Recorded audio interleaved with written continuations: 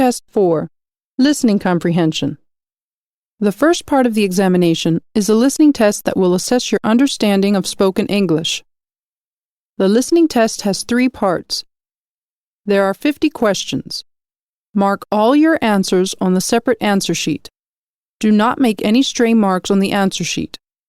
If you change your mind about an answer, erase your first answer. Part 1. In this part of the test, you will hear short conversations. From the 3 answer choices given, choose the answer which means the same thing as you hear, or that is true based on what you hear. For problems 1 through 19, mark your answers on the separate answer sheet. No problems can be repeated. Please listen carefully. Do you have any questions? Question 1. I saw Beth in town. You must have been dreaming.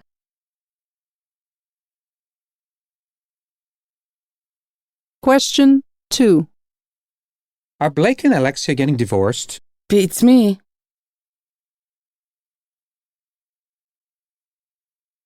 Question 3.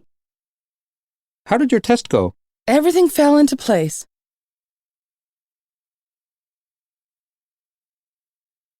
Question 4. Jack is sending his kids to summer camp. Yeah, he can't wait to get away from them for a while.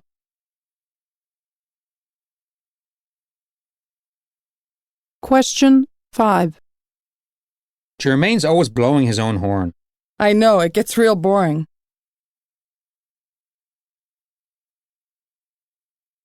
Question 6. Rebecca was fined for careless driving. She'll never learn her lesson.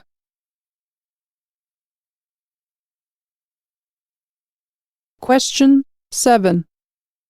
Vernon is taking Spanish classes this semester. Yeah, he needs to brush up on his Spanish.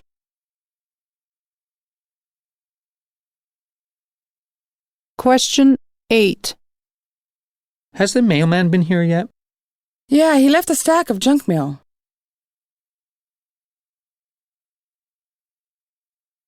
Question 9. Cherise got an A in math. Tell me another one.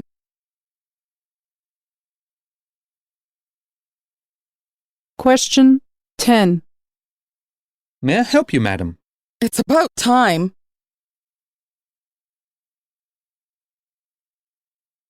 Question 11. Are we having your folks over for Thanksgiving? I've had it with cooking big meals.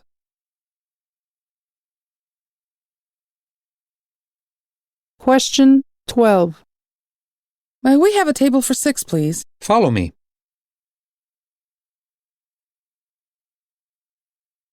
Question 13. Have you heard from Carrie? She dropped off the face of the earth.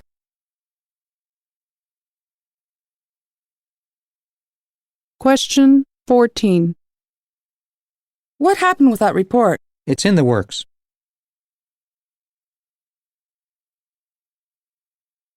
Question 15. Do you ever read poetry? From time to time.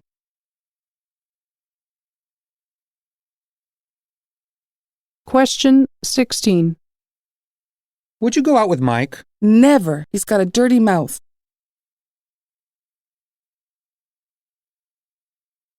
Question 17. I don't understand how Cindy can be a ballerina. Why do you say that? She's like a bull in a china shop.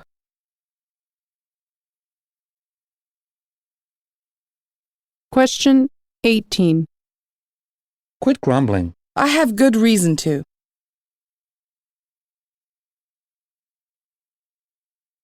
Question 19.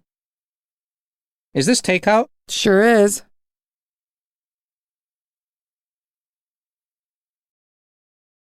Part 2. In this part of the test, you will hear a question. From the 3 answer choices given, choose the one which best answers the question. For problems 20 to 35, mark your answers on the separate answer sheet. No problems can be repeated. Please listen carefully. Do you have any questions? Question 20.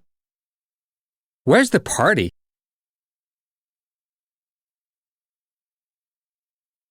Question 21. This place is a pigsty.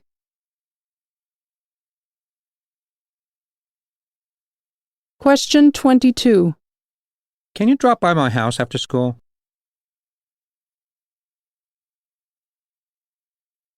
Question 23. She's a real live wire.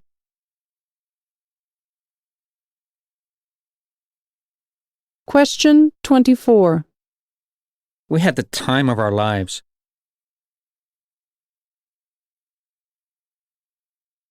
Question 25. Do you want me to call for a taxi?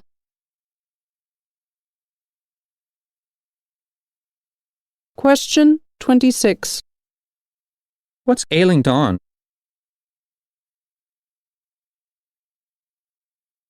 Question 27. Did you reach Corey?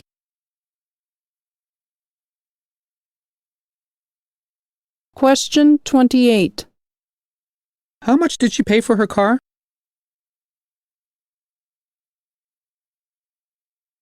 Question 29. How could you pass up an offer like that?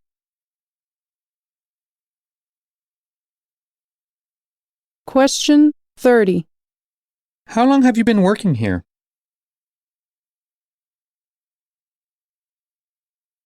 Question 31. Was that a great ending or what?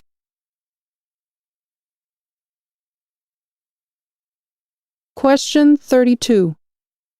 What kind of dress did she wear?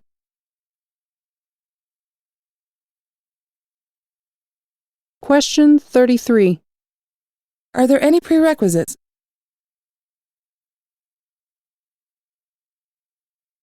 Question 34. I'm stuffed.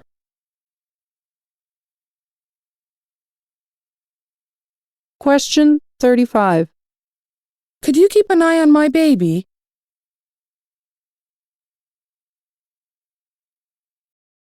Part 3. Segment 1. You are going to listen to an excerpt from a radio program, The Experts Speak.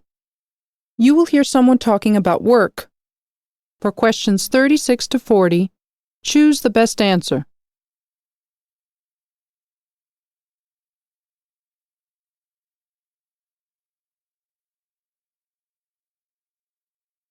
Don't you hate work sometimes? This seems like a pretty unlikely scenario, but let's say a man dies, goes to heaven, and is surrounded by every luxury imaginable.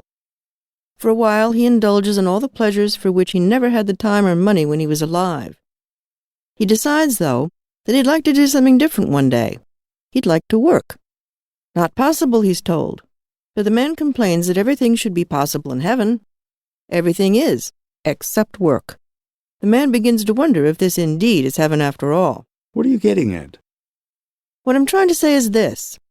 Work may seem like hell at times, but however much we may think we loathe it, we have a deep psychological need for it. We all have an innate desire to be valued, and a salary is proof positive that we matter. It's good for our self-esteem. It would be nice if work were useful and interesting, but it seems as though the material benefits far outweigh the advantages of a worthwhile occupation. In fact, our attitude to work is quite masochistic. The ability to overcome tasks which we don't enjoy actually contributes to our sense of well-being. I guess you have a point. Often, when workers lose their jobs, they become irritable, lethargic, and unable to enjoy the leisure time which unemployment creates for them.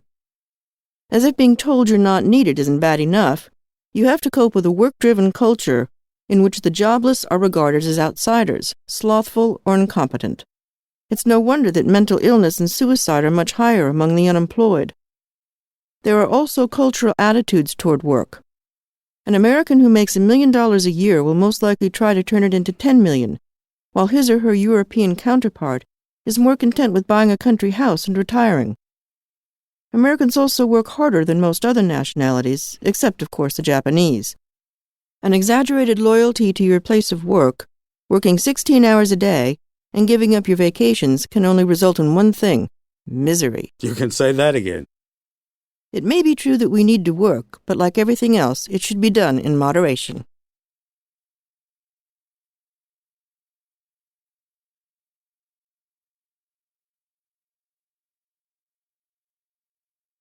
36. What point is the story about heaven meant to illustrate?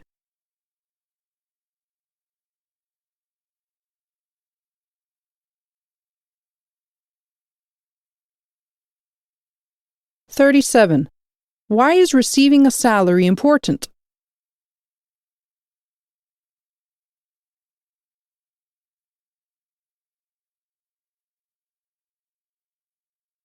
(38) Why does the speaker call our attitude to work masochistic?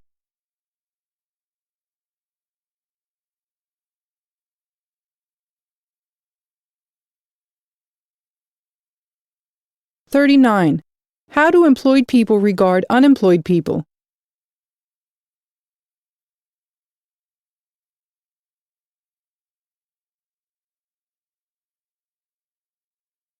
(40) What does the speaker suggest in her final statement?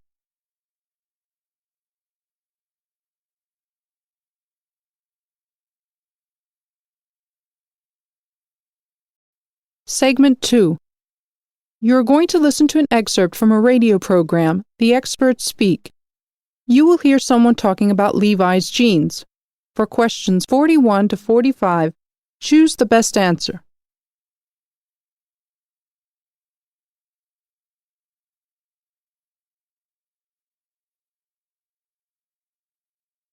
In 1846, Levi Strauss left his home in Bavaria to prospect for gold in the hills of California. He hit the jackpot, but not in the way he thought he would. The Levi jeans he supplied for his fellow gold diggers went on to become one of the most recognizable brands of clothing in the world. Strauss found that the men he was mining with needed overalls made of something stronger than the canvas they were using. He sent for a cotton from Nîmes, in France, known as serge de Nîmes. Genoese sailors wore this type of heavy pants, which is how they got the name jeans. Jeans was short for Genoese. Not only the material for the jeans, but also the stitching was dictated by the needs of prospectors. Strauss found that they would fill their pockets with rock samples, so they needed a design which would withstand such rigors.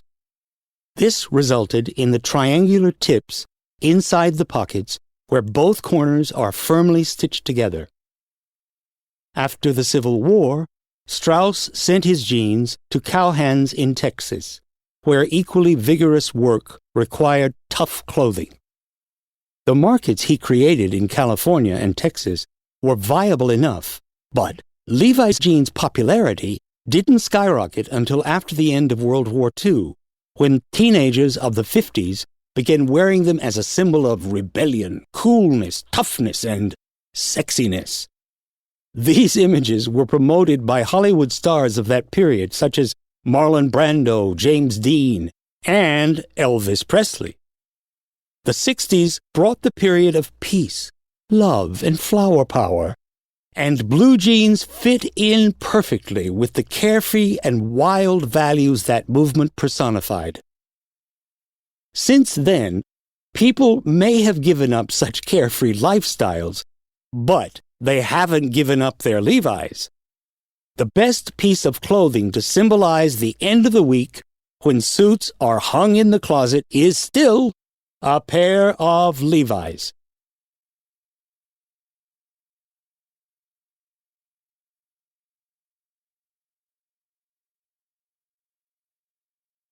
(41) How did Levi Strauss expect to make his fortune?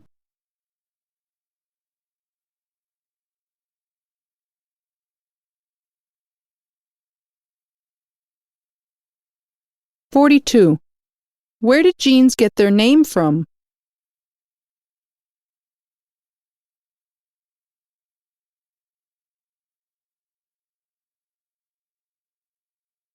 (43) According to the speaker, how did the prospector's pockets have to be designed?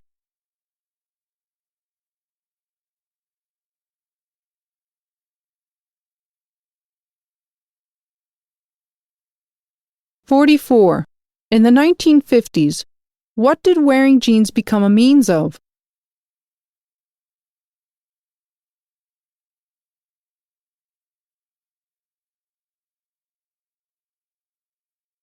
45. What do genes symbolize nowadays?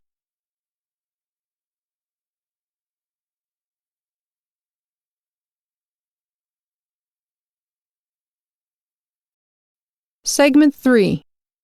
You are going to listen to an excerpt from a radio program, The Experts Speak. You will hear someone talking about animals. For questions 46 to 50, choose the best answer.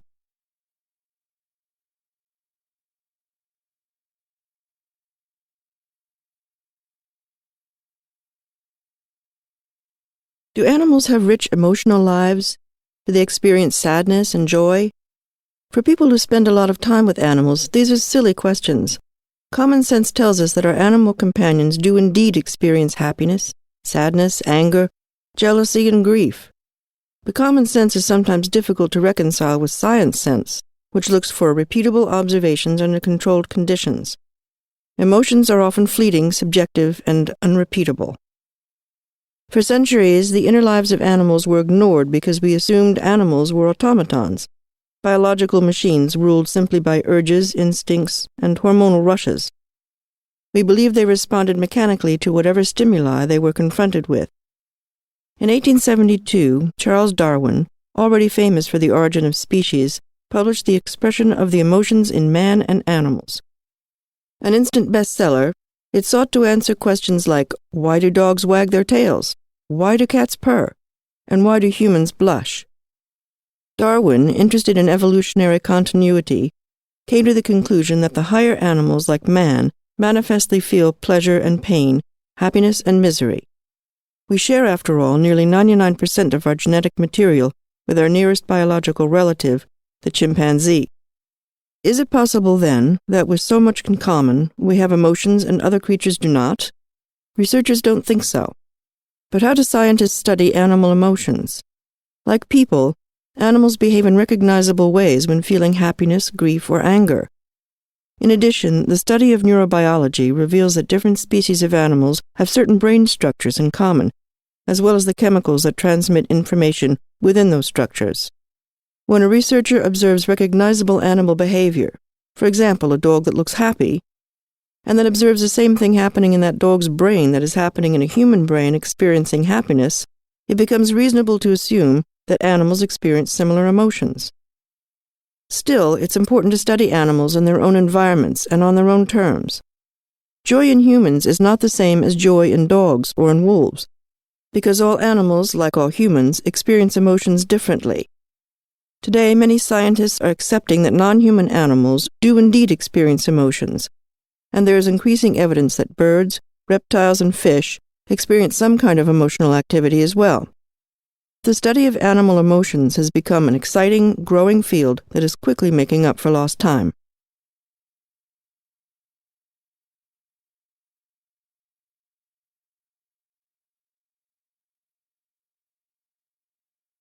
'46. What does science sense look for?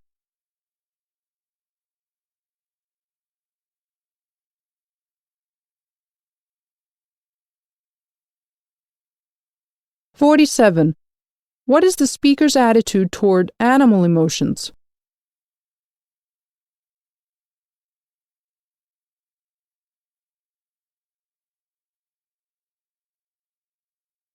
'48. What made Charles Darwin famous?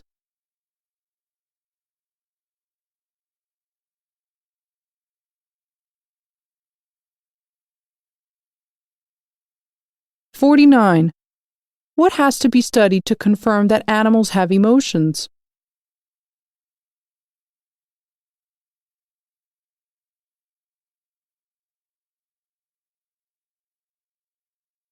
'50. What does the speaker mention about the progress of studying animal emotions?